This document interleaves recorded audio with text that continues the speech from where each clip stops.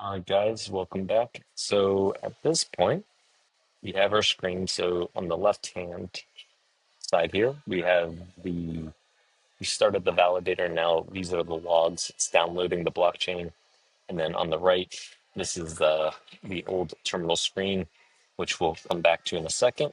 So let's go to our instructions. Again, just reiterating at this point, you should see the logs in the new, which we did. That's right here. And then while this is running, go back to the old terminal and copy paste all of your wallets produced somewhere you can reference later. So this is what we're looking for here. So if we go back here, we're going to scroll up and you see all these wallets here. Going to go ahead and copy this. And I use Notepad, but you can put it wherever you want. Just don't lose this. Awesome. So in the new terminal, wait 10 minutes to ensure the logs are continually going before next steps. So basically just wait a little while. Like I would recommend, it says we have about 9 minutes left. Sometimes we get an error here. I'm hoping this script doesn't cause that error. And if it does, I would recommend let's go to Telegram, the X1 Validator Telegram at the top, and we'll be able to troubleshoot there. I might make more videos on how to diagnose that, but sometimes there's a bad snapshot while downloading the blockchain, and so it gives you that error, and you got to clear the ledger and then do it again. No fault to us. It's just unfortunately that's the way it is. I think in this script, though, what we did is we are. I think this is one of Jack Levin's um, nodes right here, validator. So we're using his snapshot. Hopefully it works though, but we'll see. Um, so let's scroll down. So we copy and pasted that. So after 10 minutes, what we'll do is we're going to detach that tmux session. Again, this is the tmux session on the left. And for clarity, so if we were to leave, if I were to close this right now, this one, it would basically shut down our validator, which is not good. So we need it to be running in the background. So tmux allows us to run the validator in the background, even when we shut off our computer or want to end this session. So that's why you need tmux. But what we'll do is to detach that tmux and have it continually run in the background. We're going to do Control B, release it, and then D on the keyboard. So I'm going to go here. I'll show you what I mean here. So Control B and then D. And there you go. So next, what we'll do is we're going to go ahead and install Pinger. So we're going to put this in here. Doesn't matter which terminal at this point.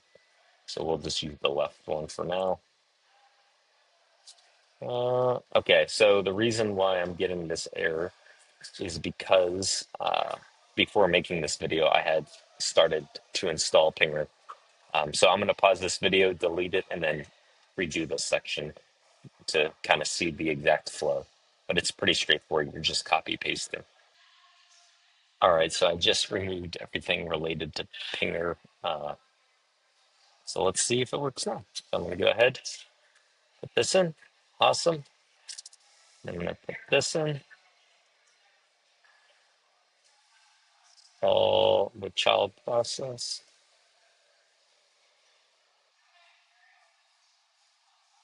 I'll go ahead.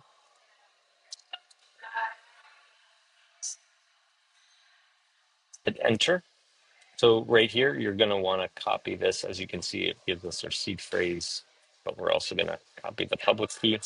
And actually, I'm going to copy all this, I know, because we'll need this id.json in a second, or to reference it. We just put it right there. Awesome.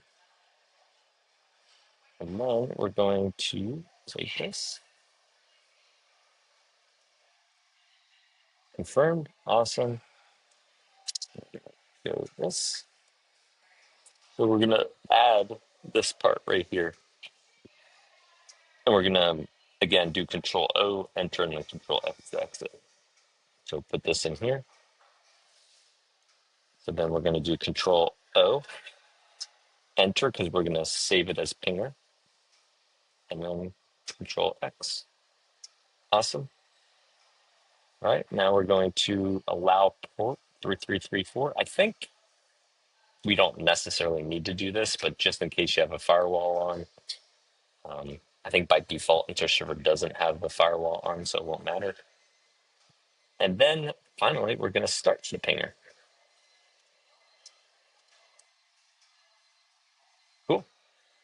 All right, so at this point, the validator has been created. The validator logs are continuous, which in the next video, we'll go back, just double check it's working. It should work. That should be up and running. We detached it, which means the validator logs disappeared. And then finally, we just installed Pinger. So I'm going to end the video here, and I'll see you in the next one.